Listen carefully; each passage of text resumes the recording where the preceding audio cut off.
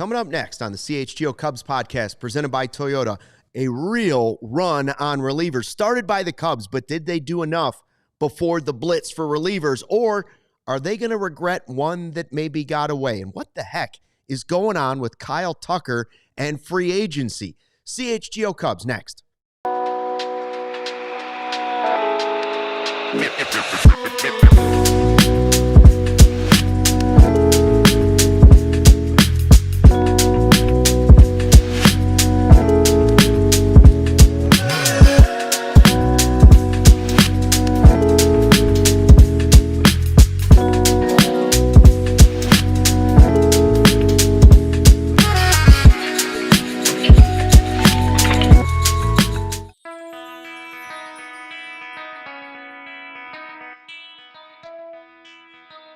Hey, Chicago, what do you say? It's the CHGO Cubs Podcast presented by our friends at Toyota.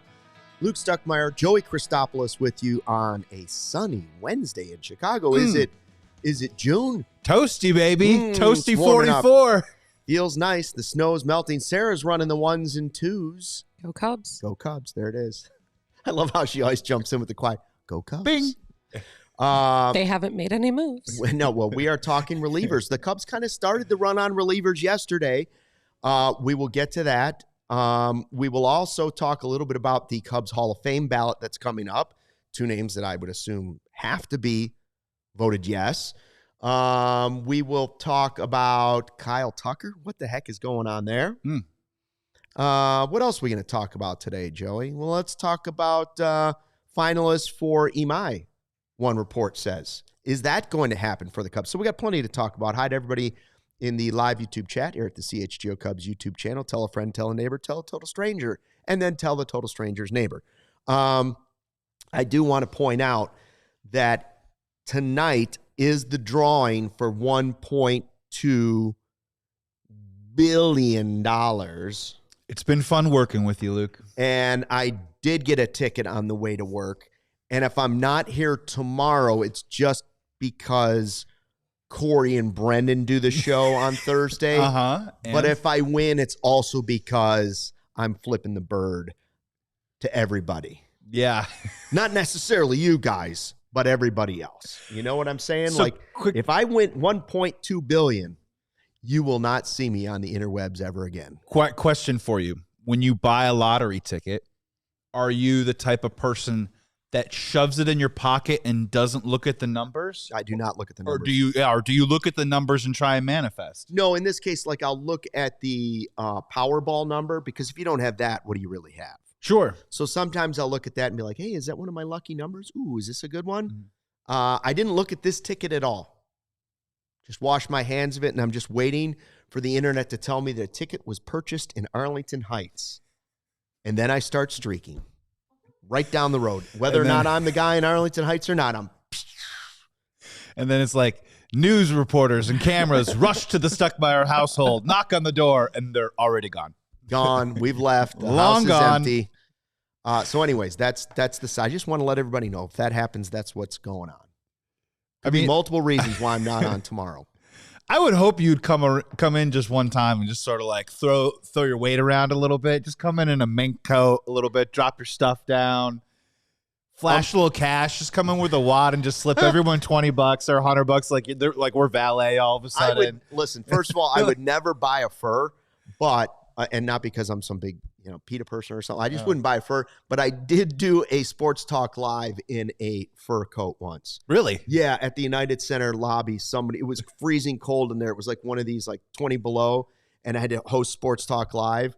And somebody walked in and was wearing a giant fur coat. I'm like, hey, what are you going to be here all show? And they're like, yeah. I'm like, what's that feel like? And they just gave me the jacket, and I wore a brown fur for the entire show. Anyways. People coming up asking you for drugs, and you're like, no, you're misunderstanding. No, it's not me. I'm not that kind of person. I'm not that guy.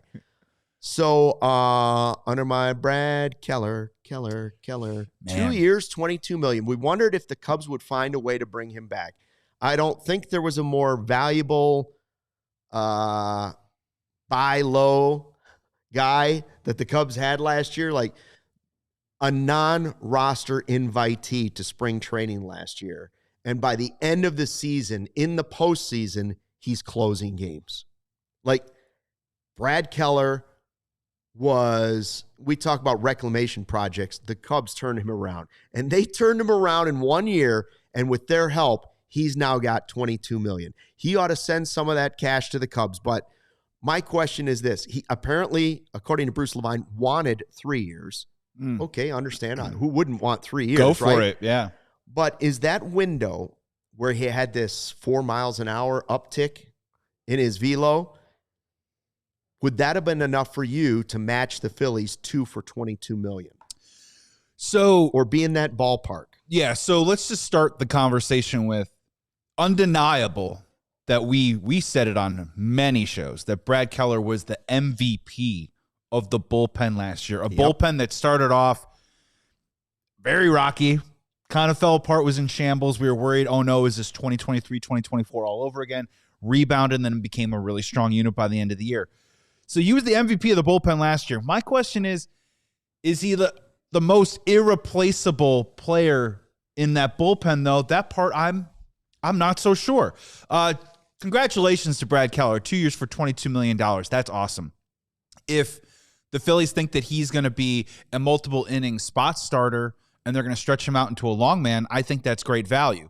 If he is a 7th or 8th inning guy, the role that he mostly had with the Cubs last year, $11 million. I don't know if I'm freaking out about it, maybe the way other Cubs fans are. The other bottom line about that is I think he had a 2.06 ERA. He was so fantastic last year that at one point in the year, I was actually secretly rooting for him to give up a run already because he had gone 24, 25, 26 scoreless innings. I was like, dude, get this out of the way so you can get back to the good stuff when the postseason came around. So I'm happy for Brad Keller. He totally cashed in $11 million a year. If you're telling me if you're matching that up with him or Pete Fairbanks, one of the remaining closers still on the market, I'm probably picking Pete Fairbanks. And I am not losing sleep over the fact that bullpens are incredibly volatile. Tanner Scott is a great example of that, getting a big contract and not even being very good. He could be good this year, but it's a year-to-year thing with bullpens. So I wish Brad Keller well, but Luke, man, I'm not freaking out about this, man. I'm staying very firm that I want a bat and I want a starting pitcher. If we lose out on Brad Keller for $11 million a year, maybe that's the price of doing business. The other thing was whether or not he'd be marketing or accepted by a team as a starter. Right? Like he used to be a starter. Cubs convert him to the bullpen. He gets this uptick. They help him. And all of a sudden, even he's like, wow, I'm almost throwing 100 miles an hour. Like, what's going on here? It worked. It worked brilliantly last year. It was one of the best moves that Jed Hoyer has made. No question about it. Like, ultimate reclamation project. If he's going to be a starter, because they do have Wheeler out for a little while, I could see why it maybe does work for the Phillies, but that also could have played for the Cubs. You could have used him as a starter early in the season and filled that void while Steele is out.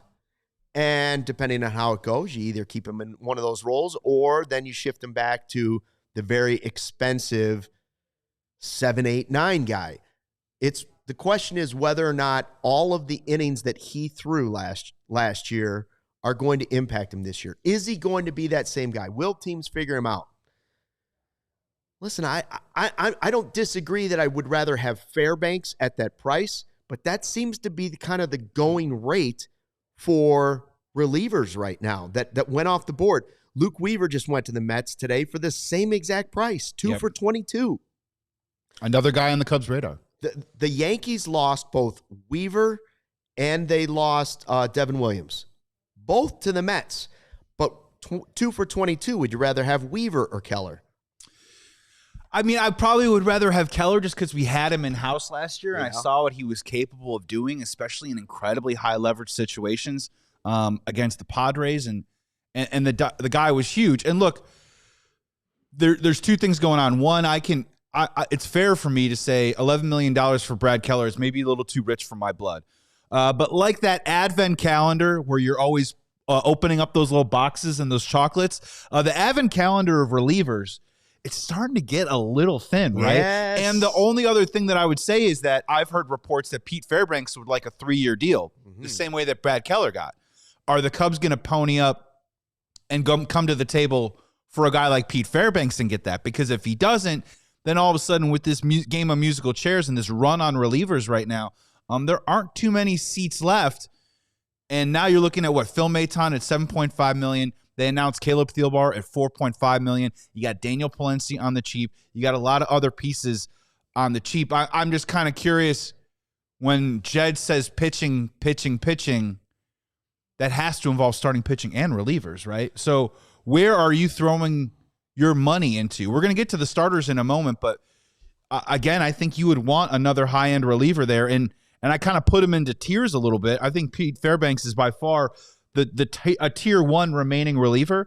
And then after that, you got Sean Armstrong with the Rangers, Jacob Junis. You got Seranthony Domínguez with the Blue Jays last year, Ryan Stanek, who we mentioned yesterday, Kirby Yates, David Robinson. Both of those guys are older. Yeah. What does this bullpen look like? And can you close the margins a little bit on some certainty that got a little wobbly until he turned it around last year? Edwin Diaz is gone. Helsley is gone. Devin Williams is gone.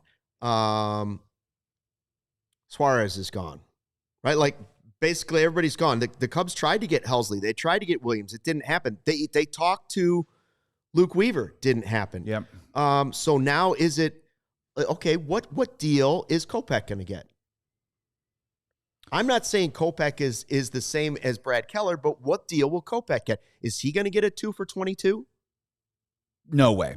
No. I don't think so. So that's what I'm saying. Like, who is the fallback plan now? But you had just today, you had, in the last 24 hours, you had Romano to the Angels, you had Martin to the Rangers, you had Ferguson to the Reds, you had Foley to the Giants, Pomeranz to the Angels, 1 year, $4 million. Now, if you want to talk about one that got away, I would say that Keller's has the potential to be that guy more than anybody out of the Cubs bullpen. The most regret, right? You could have the most regret on that if he turns out. And I guess Joel Sherman is saying, yep, he's going to be a reliever in Philadelphia. Okay, great. That's what he excelled at. That's what I would do too. I wouldn't have converted him necessarily to a starter. But Drew Pomeranz for $4 million, would that have been a gamble you would have been worth taking one more time?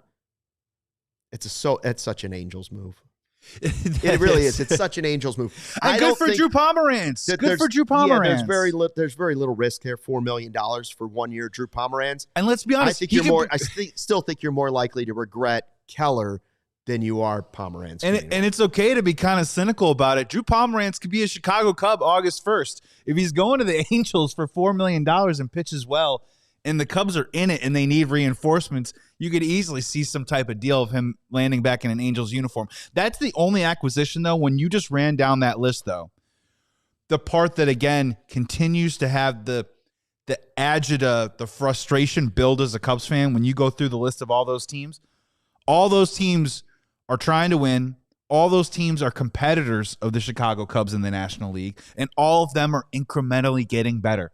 The Cubs fan, I think a Cubs fan like myself and everyone else, we want to see some moves, not because we like the juice, not because we like the action, or we need Ricketts to spend the money. We know that there are areas where the Cubs need to get better. We know there are areas where the Cubs are losing guys and they need to supplement and replace them with reinforcements. And we're just asking ourselves, let's get in the race a little bit, and we want to have some news where the Cubs get better. I think Caleb Thielbar checks that box, but again, doesn't move the needle, if that makes sense. No, I think you mentioned Stanek. That sounds like that's interesting to me. Kopech is interesting to me. Fairbanks is the most interesting to me. And then you have to start to wonder about, okay, what's the number? What you say he's looking for 3 years. Let's just put the 3 years on there. I think that would be the part that scares away the Cubs more than anything, to be honest with you. But let's say somebody gives him 3 years, but he shaves a little bit off of because he wants the third year. Maybe he compromises a little bit. So as we go to break, I ask you this in the live YouTube chat, and I'll ask you this, and we'll answer it on the other side of a break. Pete Fairbanks, let's put the number at 3 years, $30 million. Mm-hmm. Are you willing? Will the number be over or under that? Will it be higher or lower than that? More or less than that? I ask you in the chat, and then Tell me what number you would be willing to give him, both years and money. We ask that as we head to break. This is the CHGO Cubs podcast presented by Toyota. Toyota-thon is on, and you should get your Toyota while the getting's good. Make your holiday season one that you and your crew will never forget. I need a new ride for the fam. Toyota's got so many options for me. Choices, choices, choices, Joey. The good news is you can't go wrong with any Toyota. It's true. Score value on the versatile RAV4, America's #1 selling vehicle. I love some of the colors they've got right now. Storm Cloud with the midnight black metallic roof. Telling you, sick. And the Meteor Shower Black. Oh, that's nice too. You can ride with the Tacoma, their rugged weekend warrior. Bronze Oxide would be my choice there. I've always wanted to pick up, so people thought I was handy. Maybe I'd have some tools that I was using. Rugged, I don't know, something like that. Yeah. Or hit the road with Camrys, available all-wheel drive on dry roads in the summer. It drives like a dream in Chicago's ice, sleet, and snow. It drives like a fantasy. Talk dirty to me, baby. Red hot savings ready for you at Toyota-thon. Finish the year in style. They'll never let you down. Visit your Toyota dealer today. Toyota, let's go places. And 'tis the season right now to level up your collection of trading cards, and that's why we love Arena Club. It's the original slab pack. It's the thrill of ripping packs combined with the power to buy, sell, and trade in all in one place. Get authentic graded cards instantly on Arena Club. You decide, hold, sell, or have it shipped to you directly. You can decide to take that instant cash offer based on what that market value. One click, cash in. No guesswork. And with slab packs, you can rip a wide range of packs starting at $25 and up. Every pack has grails that are at least 20 times the price of the pack. Arena Club, the most trusted name in the game. They offer full transparency, showing every card in the pack with the likelihood of pulling each one so you know exactly what's available before you buy. And with every slab pack, Arena Club will make you an instant offer for your card based on its market value. So what are you waiting for? Right now, you get 20% off your first slab pack or card purchase by going to arenaclub.com/CHGO and use that code. Remember, CHGO Arena Club Slab Pack. I just like to say slab pack. Slab Pack. Back on the CHGO Cubs podcast presented by Toyota. A couple of Toyota chats for us. We're talking about relievers in the first segment. Johnny Water Ice says maybe Seranthony Domínguez. Yeah, look, a guy who Alex Cohen, who does great work over at the Marquee. He's name-checked him a couple times over the last couple of days or so. Interesting piece, right? A guy that started the year with the Orioles, came over in a trade to Toronto. When you watch the postseason, they used him very similar to Brad Keller, where he could come in an 8th inning. He can come in a 6th inning. He was an out-getter that can handle any situation and had a strong season. Pitched 67 games last year. The big one about Seranthony Domínguez, and this is a fun, kind of, again, a philosophical question of the Cubs seem to like guys that don't walk a lot of people. Seranthony Domínguez had a 13.8 walk percentage last year. I believe 36 walks in about 60 innings. So it's the question of, do the Cubs not like that, or do the Cubs think that they can fix that? Yeah. That would be the question that I would have with Domínguez. But a guy that had a strong season, a dude that's been a really solid reliever the last handful of years, and maybe a guy with some upside that you can get on a good deal. But again, the control issues were a concern for me. All right, Michael Thiel also with a Toyota chat. He says Cubs got Keller, Pomeranz, and Ray for essentially nothing. They do this all the time with bullpen arms. Why spend big money or overspend to keep someone? That's why we ask, is 2 for $22 million too much for Keller? I guess we'll find out this season. The Cubs are rolling the dice and saying, too rich for our blood. Yeah. He was great. He was great at the deal. He was a 5-star signing last year. But we're not going to do that now. We're going to take our win and walk away. It's like hitting big in Vegas on a table and then being like, okay, I'm leaving. Or going to the track and hitting on the first race and being like, cashing out. I'll take my $100 and I'm going home. I'm not going to place another 9 bets. Yeah, look, and you'll have this conversation sometimes with NFL teams that think that they can just roll over the running back position every single year. And of all the things that I think we criticize or we disagree with when it comes to Jed Hoyer and how he constructs his team, the one that I'm probably the most amenable to and the one that I'm in the land of agreeing with him is that bullpens are really volatile. Yeah. And it's hard to trust on a year-to-year basis what you're going to get from said player. And it is a part of the cliche that a lot of relievers are failed starters. And I do believe that you can recreate it every single year. Now, I think it's got to be really taxing and exhausting. Personally, I wish that he would get into a little bit more certainty, at least on the back end. Maybe he's found something with Daniel Palencia where he is going to be that certain back of the game closer, whether it's the 8th or the 9th inning, moving forward for the next couple seasons. So I do wish that he would get a little bit more involved with spending some money to bring him a little bit more certainty. Maybe he's done that with Phil Maton. But personally, I really don't have a huge problem with him saying, you know what, I believe in our system. We can roll this over every single year. We know how to find value at this position for a really good price and get that production out of that value.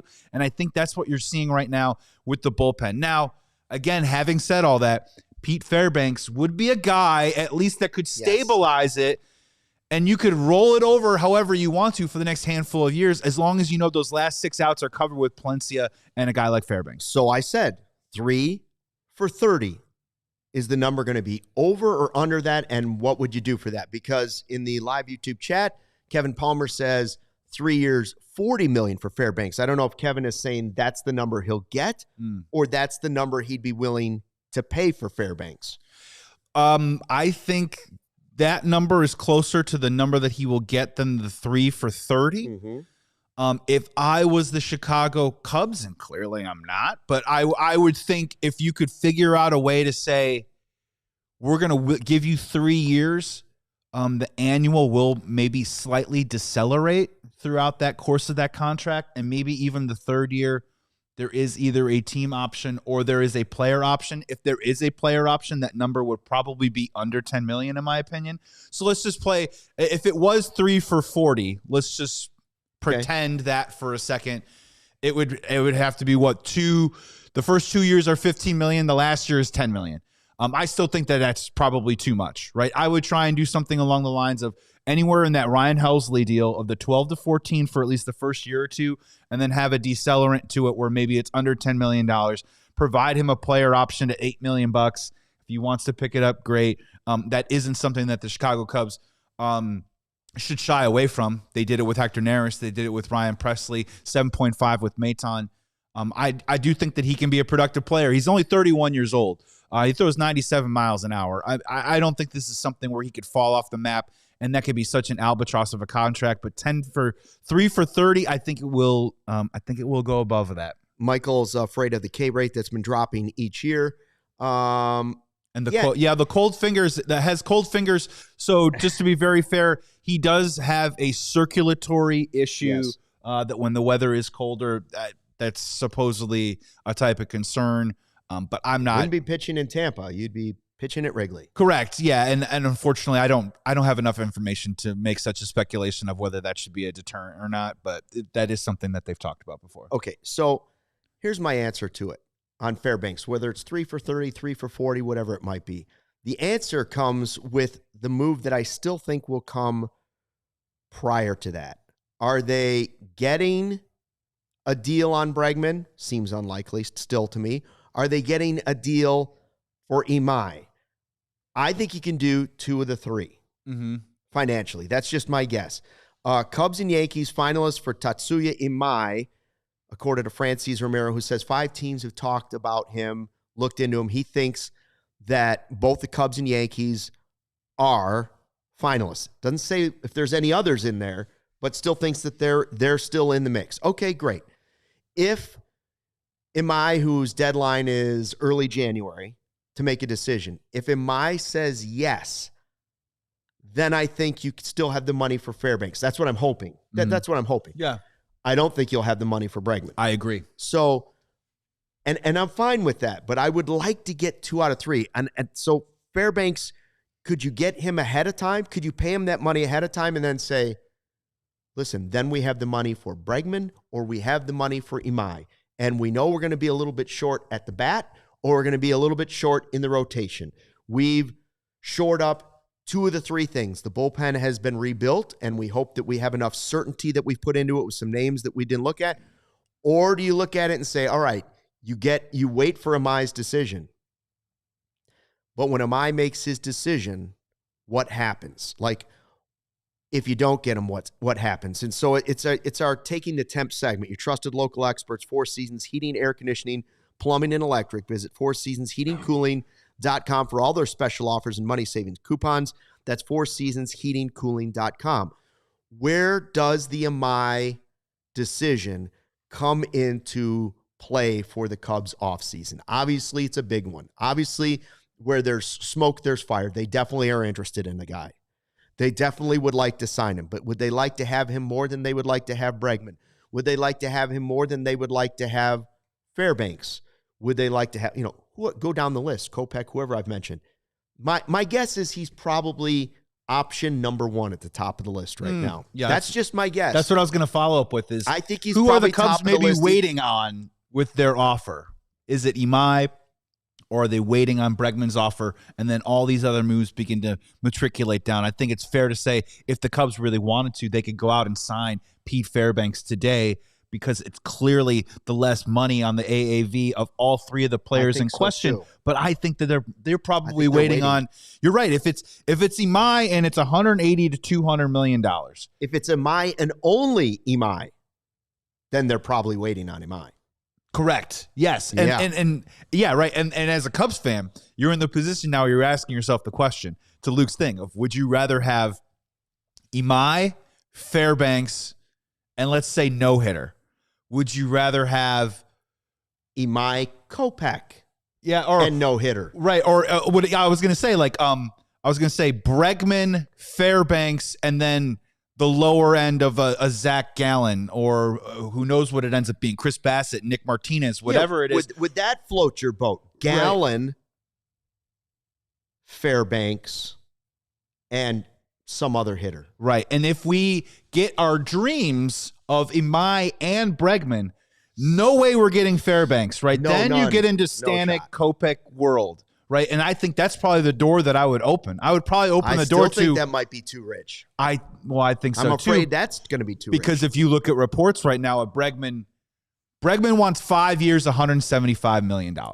That's where that's at. You're not getting both. Which is they're not going to do that. I know. That's when it gets really tough for me, right? Where let's just pretend for a second that the Cubs signed Alex Bregman to a 5-year, $175 million.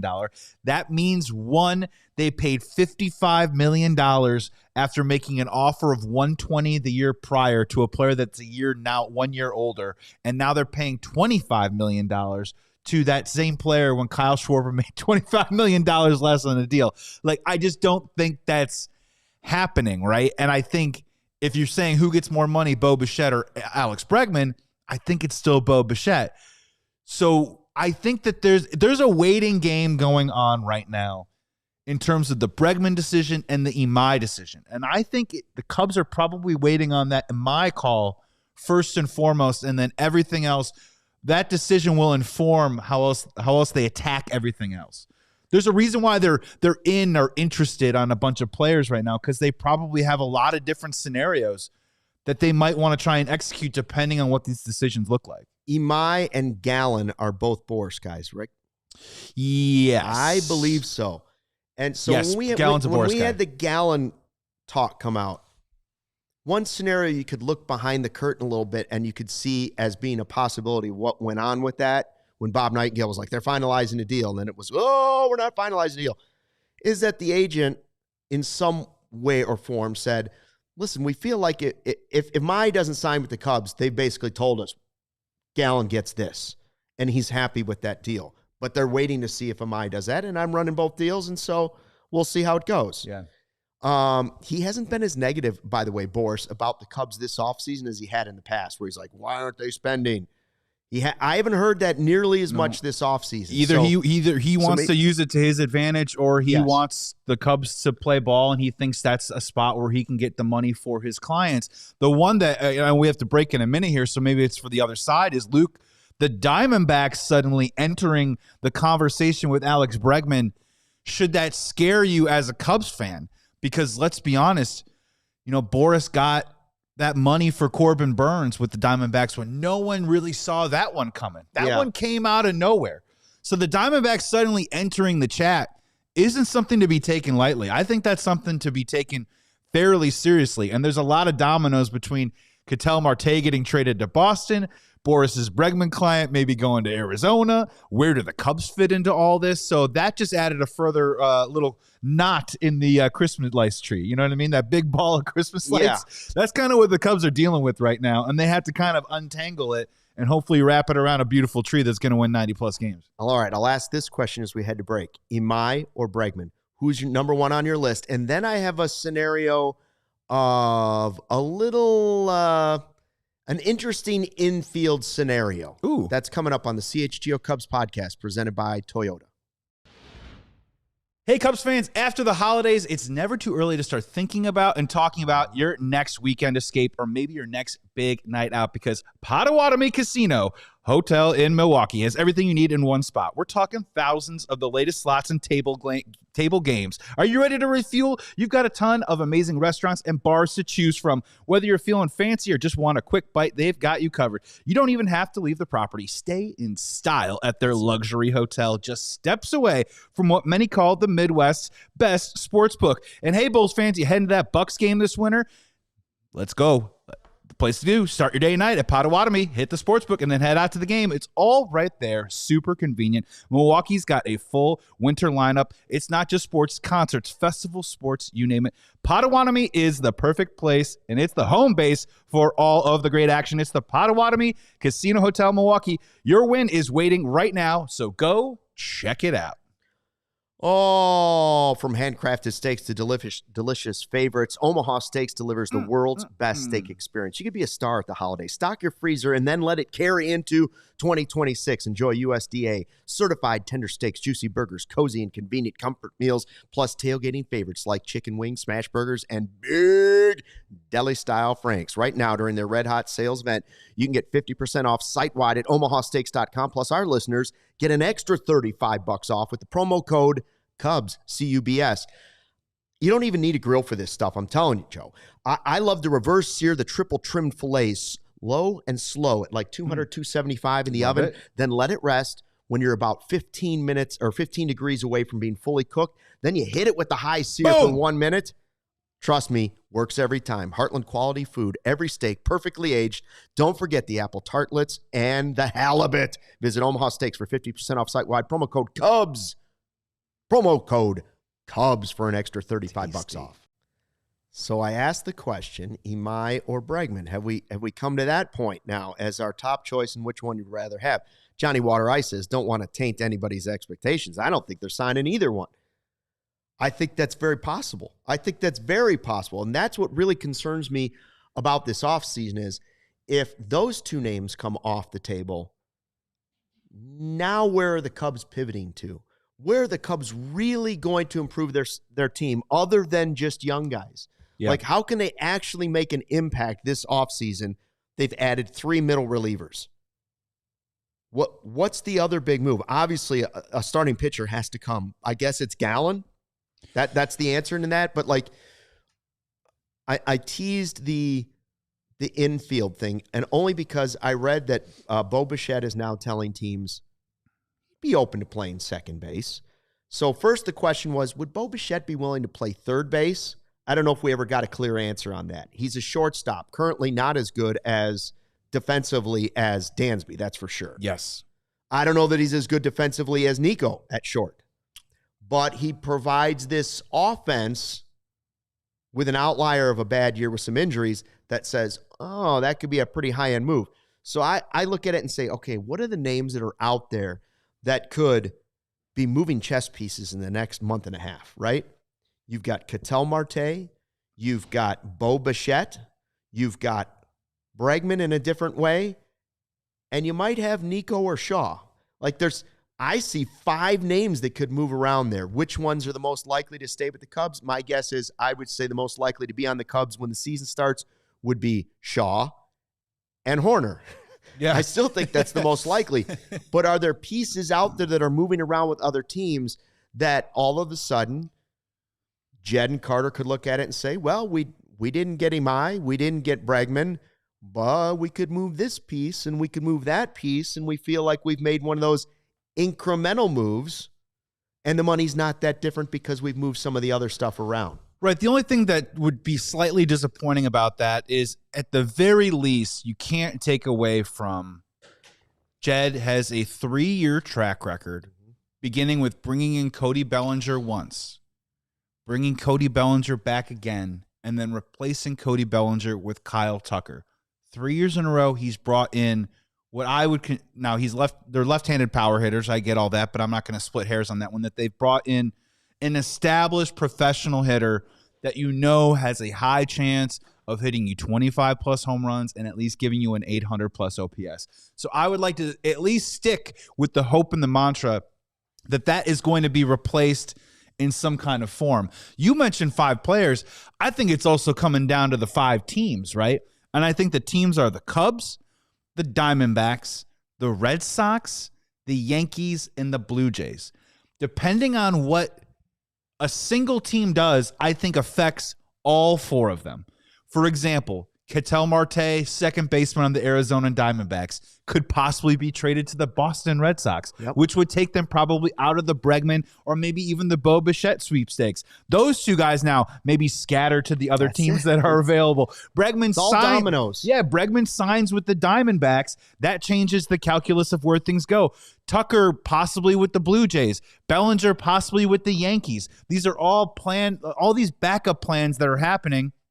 And thankfully, the Cubs are kind of sitting in there, and hopefully that they are going to make some type of move, right? And then, of course, right, and I mentioned the Yankees also because Imai and the Cubs, apparently, according to Jim Bowden, are the 2 finalists right now for his services in the 2026 season. So it's just so weird. There is a bit of a staring contest going on right now. I do think with all of those teams, every single one of them, except for maybe the Blue Jays that have already done some heavy lifting, all 4 of those teams, I think, are a little bit more reticent to spend big money. But who's going to do it first? Because I think once one of those moves or one of those teams act, I think the other ones are going to all act in concert and in turn.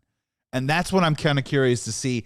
And look, I think the Cubs are in it. I just don't think the Cubs are leading the charge of like, you know what? We're just going to go get who we want. No, I agree. No, they are not doing that at all. The Red Sox aren't doing that at all. Maybe the Diamondbacks are. Maybe the Diamondbacks are the one that breaks open this dam to have all these deals get done. And the only part that I'll finish on this is when you talk about Bo Bichette is I certainly would hope that if the Cubs lose out on Bregman, and let's say he goes to the Diamondbacks, let's say he goes to the Boston Red Sox, I don't understand why the Cubs can't get involved in the Bo Bichette sweepstakes. He's 27 years old. You just mentioned he's willing to play shortstop, third base, or second base. At what quality? I'm not so sure, but we'll find out. At least he provides that versatility. And if you're talking about a team that's about to roll over its payroll, when you talk about a team that, in the next couple of years has a decision to make on Nico Horner and in 2 or 3 years have a decision to make on Dansby Swanson, Bo Bichette feels like he could be a core player that you could pair with Pete Crow Armstrong. And if you're in love with Owen Casey or you want to stick with Matt Shaw, he could be a part of that core moving forward. Yeah, it's going to be interesting to see which is the big move that triggers the fall of all the dominoes. Yes. Right? Like, who's it going to be? Well, we just saw it, and we just saw it in the bullpen stuff. All of a sudden, Diaz was off, and then the big names were off, and then all of a sudden the Schwarber goes, Alonso goes. It's all in concert. Big names started to go, whether it's a pitcher or a hitter. But then some of the relievers started to go, and all of a sudden the Cubs signed Theobar, and then there's like 8 relievers signed in a row. Bang, bang, bang, bang, bang, bang. I'm not saying it's going to be like that, but what move would happen for the position players that will now start to make that happen? And another one, we're just sitting and waiting and saying, well, where's that going to happen? Is it going to be the Bichette move that does it? Maybe. Is it going to be the Bregman move that does it? Maybe. Is it going to be the Ketel Marte trade that happens? Maybe. Or is it going to be finally Kyle Tucker? What is going on with Kyle Tucker? What kind of deal will he get? And why is it taking this long for Tucker to sign? It sort of feels like, I think you said maybe even yesterday, sort of feels like Bellinger. Like, could it all of a sudden it fall to like the last minute and all of a sudden it comes into a very Cub-like, I never thought there was any chance he's coming back to the Cubs, but the longer he sits out on the market, even though I don't think the relationship was good, will somebody, maybe not the Cubs, will somebody get a deal for Tucker? Like, if he's holding out for $450 million, I don't think that's coming. I really don't. There's been enough big name guys off the market now where I find it odd that one of those same teams be like, for instance, the Blue Jays have made enough moves, and I know they say they're in on Kyle Tucker, but are they going to give him $450 million? They've done a lot of stuff, and Anthony Santander is also going to be in the mix. A guy they gave $90 million to the year before. I'm not saying he's the quality player of Kyle Tucker. Yeah. But they're counting on him perhaps being a bounce back piece in their outfield DH. How many teams like the Dodgers are just sitting there saying, we'll let everybody do their business and then we'll go get Tucker? Or are teams soured on Tucker's finish last year? Are they soured on the last 2 years of inconsistency and injuries? Even though when he's healthy, he is a great baseball player. But you hear other whispers about drive and all this other stuff. I don't know what part of it's true. All as I know is the fan base at Wrigley went from extend Tucker, extend Tucker, extend Tucker to heavy booing when he was at the ballpark at Wrigley Field. Did other teams notice that and say, well, 400, that seems like a lot? Yeah, there's What's a gentleman. going on? There's a gentleman in the New York Yankees baseball sphere, and forgive me, I'm blanking on his name, that came out and went a little viral about questioning Kyle Tucker's passion and burn to play the game and all the little stuff that we've been, because you can't go too deep into it because we don't know the guy, but we've been trying to sort of unlock what is the Rubik's Cube that is Kyle Tucker. He's a quiet guy. The personality and stuff, does it fit? Was he a fit? Did the Cubs like him? Did they get along? All that stuff that we did also with Sam Olber on Locked On Cubs. Yeah. I got to tell you, I'm confused, right? I think is he getting $400 million from the Blue Jays? And if he is, why hasn't it happened already? And are you also telling me that Dylan Cease is signing for 210, cough, maybe it's more 185. Imai's getting 180 to 200. Kyle Schwarber gets 150. Pete Alonso gets 155. Are you really telling me that Kyle Tucker is worth twice the amount of all of those players, even if he is 29 in the prime of his career, and when he is healthy, he's a very good baseball player?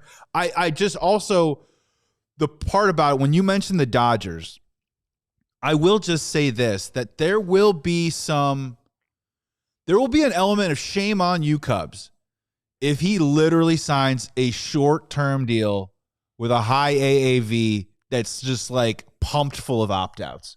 And I personally don't even care if it's the Dodgers, because if you're telling me all summer long, sign King Tuck, extend Tucker, 300, 400, 500, whatever it is, make it happen. The Cubs are going to first time not only have a $200 million player, but for the first time have a $300, $400 million player under contract. And then you're telling me he signs a 3-year deal for what, $140 million? That's right up the Cubs alley. That's literally unbelievable. Up the Cubs alley. And you're telling me that you don't even have a conversation because of either how you feel about the player or whatever happened communication-wise last year. There's going to be some regret there. And I'm just so curious that we having this conversation about all these guys and these dominoes. He's separate, right? He's very, very much separate of this, other than maybe Tucker signs and then Bellinger probably figures out where he lands. I agree with Corey and Michael in the chat, Corey and Carter in the chat. Basically, it was Joel Sherman that talked about, I'm not ready. Oh, thank you. Thank you for I'm not clarifying. ready to go there on the drive because I don't know. He doesn't show emotion very much. He did at the end when he slammed his helmet down, but he's very Kyle Hendricks. That doesn't mean he's a bad player. He's just not that. He's not Wilson Contreras. They're the opposite player. One shows tons of emotion, the other one shows no emotion. Doesn't mean anything else for me than that. Players in front offices, guys in the clubhouse would know what the drive was. They would know what the work ethic was more than anything. And when I look at it and I think about him, gosh, I don't know what the answer is going to be with Tucker. I don't know. I can't figure it out why he's still sitting there. Yeah. And I know Michael Collada, the Godfather, is talking about, listen, Ricketts is never going to sign big money guys, but the guys we're talking about, we're not talking about Bentleys. We're not talking, Godfather, the players we've talked about today, we're not talking about Bentleys outside of Tucker. I don't even think they're thinking about Tucker. We're talking about nice Acuras. That's what we're talking about. This isn't Trey Turner, $300 million. Yes. But it is not a Bentley. We're talking about expensive, high-end luxury vehicle, but not just a regular player, not a Bentley, right?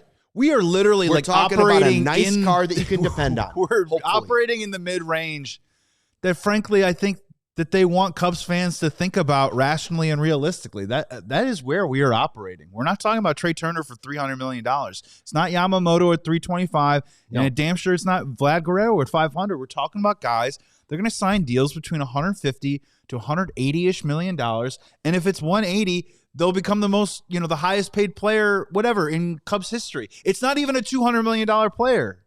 So right. I hear you. Can't go like this. There's a middle area that we're trying to work through here. But we're trying. We got to take a quick break on the CHGO Cubs podcast presented by Toyota. When we come back, we'll talk about the Cubs Hall of Fame nominees. This is the season for savings at Ray Chevrolet in Fox Lake with hot deals all month long on their year-end sales event. Our buddy Ray Scarpelli is going to take care of you just like he takes care of us. Stop in today. Drive home with $0 down and 0 payments until March on all new Chevrolet models. Or you can check out their selection of over 125 vehicles priced under $20,000. And with one of the area's largest Chevy inventories, you're going to find the perfect vehicle for you. And as one of the top selling Chevy dealers in the Midwest, they keep their prices competitive. Plus, with Ray's Price Promise, you're getting a good deal. Confident because the price you see is the price you pay. Go see for yourself. Visit our partner at their convenient location on Route 12 in Fox Lake.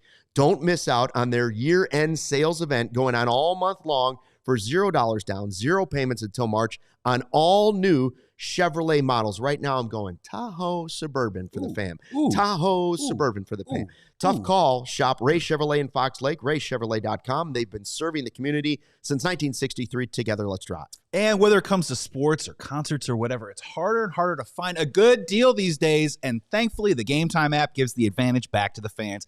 It is the hack for unlocking amazing tickets and experiences in just a few taps. Look, incredibly easy to use, and the Game Time guarantee means you can trust. You'll get 100% authentic tickets on time and at the best price. And my favorite part, the fees are always included. So what you see is what you pay. When you go to the checkout, that price I want to buy, that's the price you're going to pay. They've got amazing zone deals, so you can save even more when you choose a section and let Game Time choose the seats. And also snag new ticket deals before anyone finds out by following your favorite teams in the Game Time app to receive alerts. The lowest price guarantee or Game Time will credit you 110% of the difference, and they also have Game Time ticket coverage. So take the guesswork out of buying tickets or concerts with Game Time. Download the Game Time app, create an account, and use the code CHGO for $20 off your first purchase. Terms apply. Remember, create an account, redeem CHGO, $20 off. It is the deal of the year.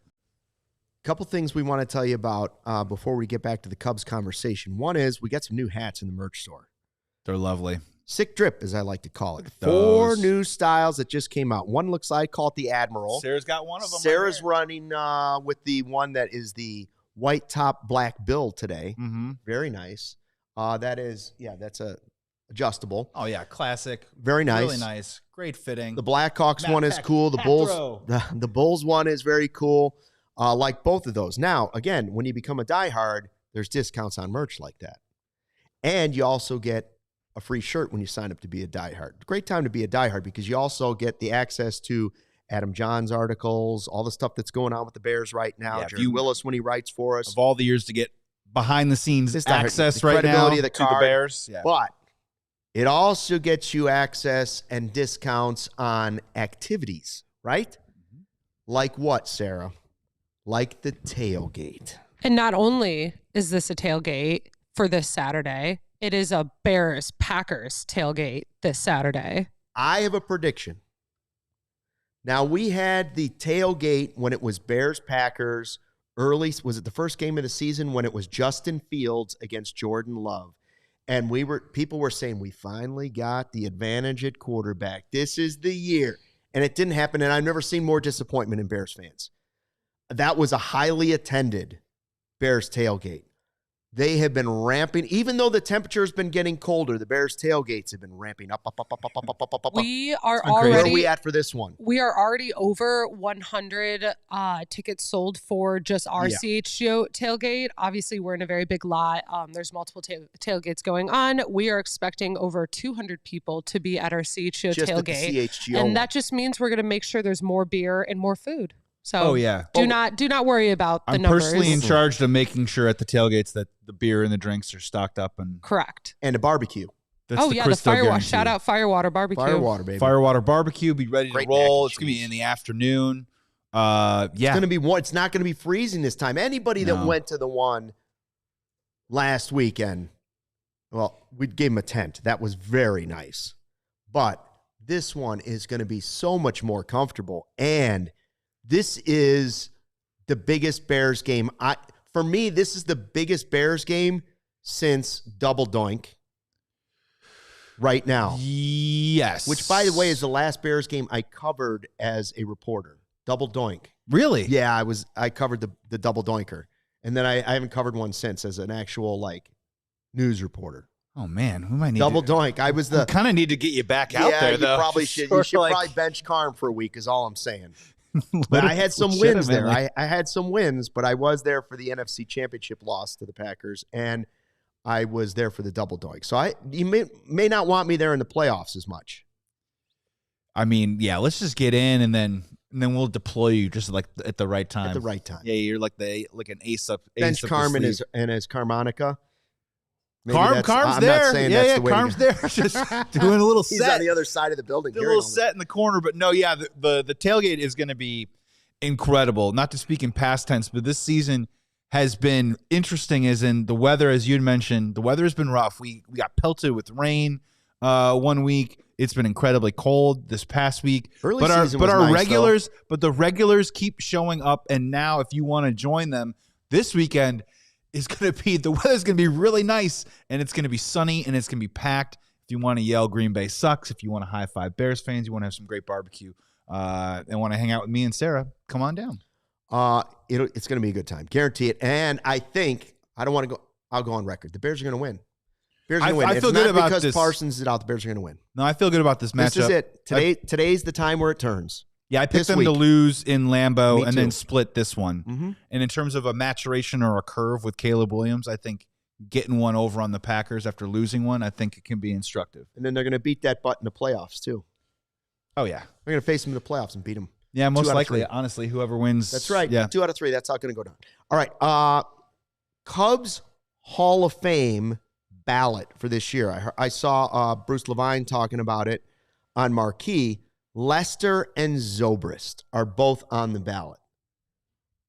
Honestly, I don't know who else is on the ballot. It doesn't really matter. If these two guys don't go in first ballot Cubs Hall of Famers, I don't know what we're doing. Yeah. I don't know what we're doing. If John Lester doesn't get in, a unanimous vote from the people that do it. I know there's some really smart people on there. I think Sully's in on it. I think Dan Roan, WGN, legend, is on the list. If Lester doesn't get in on a unanimous vote, I'll be floored. Yes. If Zobrist, a World Series MVP, doesn't get in on the first vote, I will be floored. So all I'm saying is start to put the pressure on. Mikey, what are you talking about? Zobrist, not enough years. He was the MVP of the World Series that ended the drought. He was one of the great free agent signings of Theo Epstein. Great. Did everything he could have done for the Cubs. And when it came to Game 7, was there a bigger hit than Ben Zobrist? No. The answer's no. He's got to be there right now. I'd give the guy a statue if I could. Yeah, and look, I think what's important about this is we can have some nuance between Baseball Hall of Fame and Cubs Hall of Fame. Yeah, I'm not talking about in this sense where I think Mike Taylor Sound is just saying not enough years as in he doesn't have enough accumulative stats to deserve to be in the Hall with the Cubs. But when we talk about impact, right? When we talk about importance, and when you say World Series MVP with the Chicago Cubs, that means most valuable, most impactful, and perhaps one of the more, and as a collection, one of the more important pieces to the Chicago Cubs and their history and their legacy. You cannot tell the story of the 2016 Cubs without mentioning Ben Zobrist. We don't get there unless Miggy hits that grand slam. Does he get it? Does he get first ballot? No, he wasn't the MVP of the World Series. Okay, name me 5 more moments. Miggy. I love Miggy. Yeah, but okay. Addison Russell's not going in either. Ben Zobrist is everything you wanted out of a free agent signing. John Lester is like the free agent signing, maybe the best one in Chicago sports history. Okay? Lester is in and Zobrist is in. There is no bigger series than the Cubs versus Cleveland to end 108, and he was the best player in that series. And I think I don't care. Like Sean Dunston, Sean Dunston was one of my favorite players of all time. Sure. Loved it. He was one of the first guys that slid head first that I watched playing for the Cubs. So I love the dirty jersey. Mm-hmm. I love the cannon arm. He's got way more time as a Cub. I understand that. He was the only number one pick of the Cubs, right? First overall pick. The last time the Cubs or somebody in Chicago had the number one pick, it was Sean Dunston. I love Dunston. But if I had to choose today between Ben Zobrist or Sean Dunston, even though Sean Dunston is more of a Cub in his career, Zobrist was the MVP of the World Series. It's not even a consideration for me. And I love Sean Dunston. Right. And in this case, they can both be in. And here, that's the beauty of it.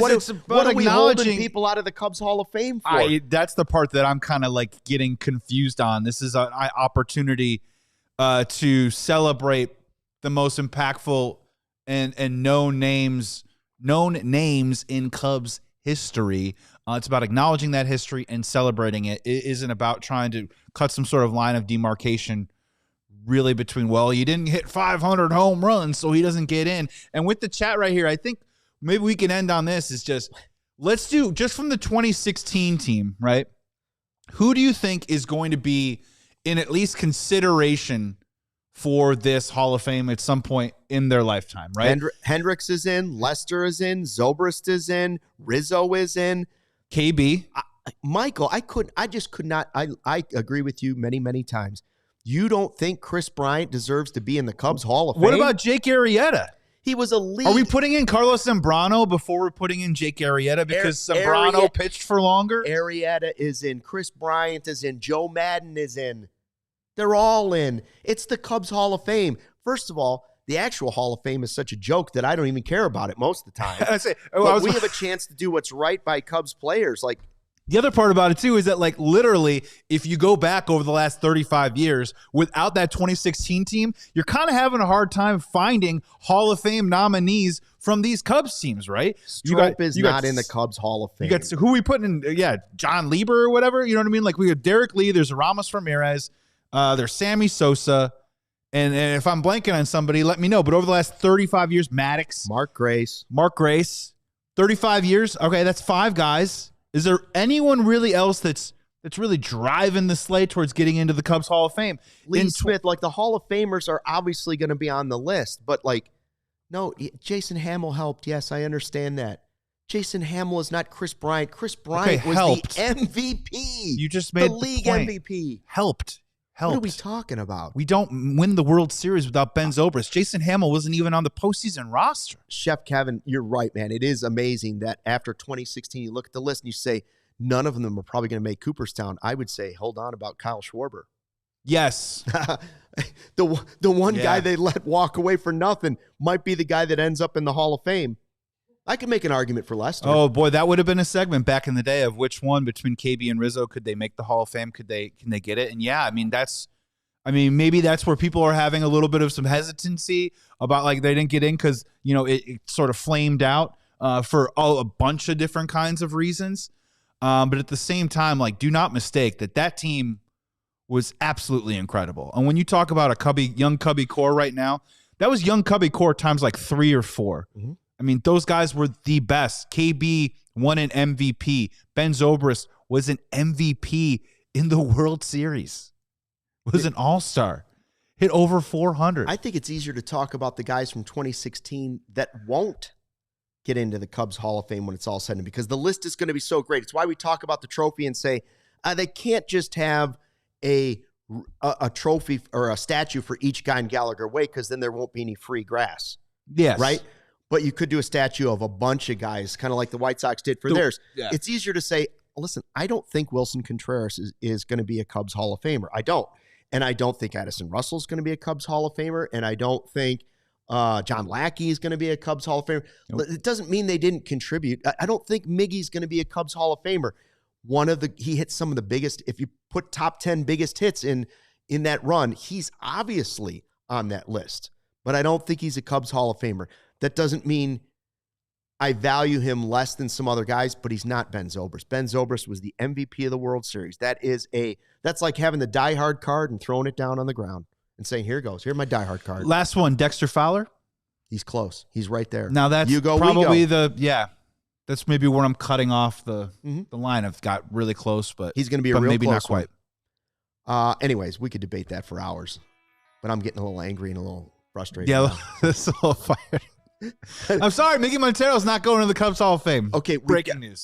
Corey and Brendan on Thursday. Yes. With Cubs related. If there is breaking news, like big breaking news, we will have an emergency podcast. We will. Otherwise, we'll see you on Monday. Until then, thanks for watching the CHGO Cubs Podcast presented by Toyota. Thanks to everybody who watched, commented, listened. We appreciate you. Until then, till the next time, fly the W. We all silly like the mayor.